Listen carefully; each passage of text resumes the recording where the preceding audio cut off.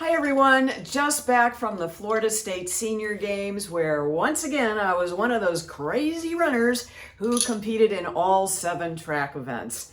And I just love getting out there and showing that vegans can do this. I wear a big fat vegan headband so everybody knows I'm vegan, even though I like to wear my sponsor's tank top as I'm doing today.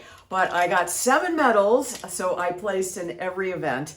And there's a little controversy going on. I don't know if it's really controversy, but conflict resolution, because technically I should have gotten 3 golds and only got 2 and 5 silvers. And so the way this works, the rules are that if somebody comes from out of state, as they did for the one of the races that I did, I think it was the 200 meters, I actually got first in that, but a New Yorker who came to compete, because sometimes people have like just more money than sense, and they come around and they compete in all these state senior games just for fun, and so they technically don't get the golds. And I've seen this happen where it'll be tight, somebody will do this and they will actually give us both golds, but in this case they did not.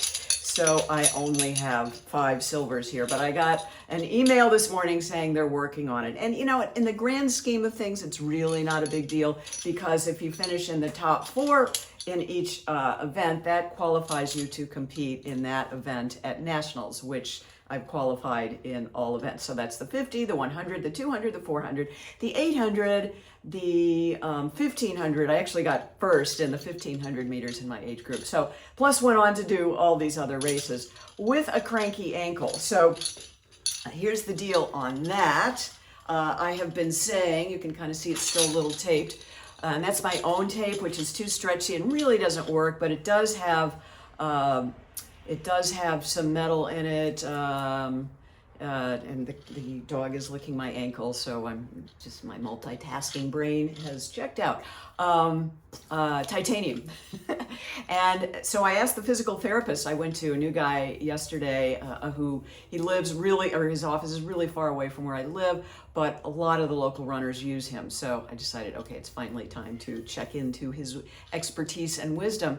And he said that not only is there science in the titanium, because it does generate heat, which was their selling point, but he agreed with the trainer who was on site at the senior games, and the trainer actually taped up my ankle with adhesive tape and a little buffer in between, and a kind of a soft tape, so that it wouldn't actually stick to the skin and be uncomfortable. So it was amazing. I had really almost no pain while I ran, but I had thought this was an old trampoline injury, and so some of the experts are getting back and saying, well, no, it might be the orthotic, because it pushes the arch up so high, which repositions the patella, or the kneecap. So for 42 years as a vegan runner, I've had very little knee pain. And so many people stop running because of their knees. And I really do believe if they had properly fitting shoes and or orthotics, this would be a non-issue, as it has for me.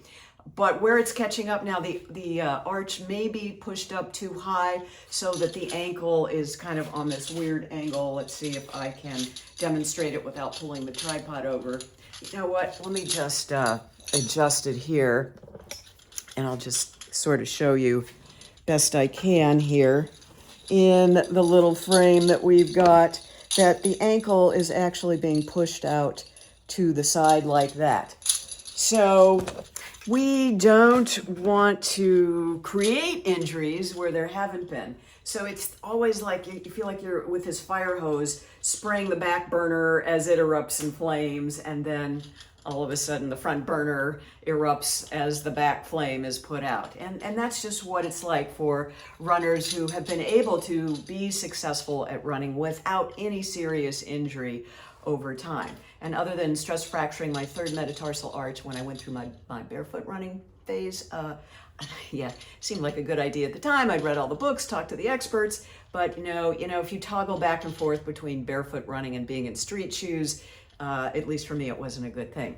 So that's one secret, is just trying to keep up the training and use things like a hard foam roller, either a stick or an actual roller. I do this at the gym. They have them just kind of laying around, and you can put your full body weight on top of these. But the physical therapist said I need to do this on my calves to kind of loosen them up a little bit, even though they still are very incredibly flexible. So that's one secret, just using the foam rollers, the stick, whatever it is, to kind of break up the micro tears that might have happened. Oh my gosh, my quads are so sore today. And just being able to also stretch. The typical runner stretches, I've got plenty of videos up on my YouTube channel about the kinds of stretches I used to teach as an assistant coach at our local high school for the girls cross country and track team. And then when I went to see my daughter, who actually got on the University of Southern California track team by breaking the high school pole vaulting record, and she's 5 feet tall. A combination of sprinting and some gymnastics that she'd been taking as all her young life, which she loved to do, got her a full ride scholarship. So they're doing the same kinds of stretches and warm-ups and cool downs, and on my YouTube channel I show all of those and what you need to do if you want to continue to keep running or be fit in your sport. It's not just for running, it's for any sport you undertake at really any age, but especially as we age.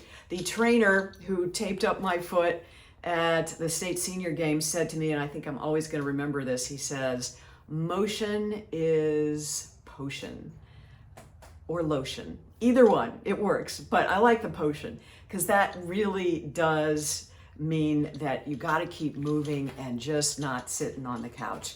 And as you can see, I have invested in not only a rising desk, but that is they call them walking pads are right there. So it flips open. It's almost like one of those old flip phones, but it's a flip treadmill. And it just, you can set it up to 2 miles an hour. That's the maximum speed, but I usually keep it at 1 just to keep moving.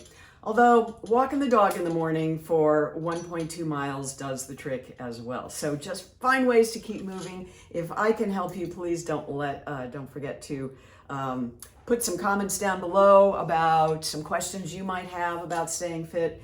And don't forget to like and subscribe. All right, everyone, I'll see you in the next one.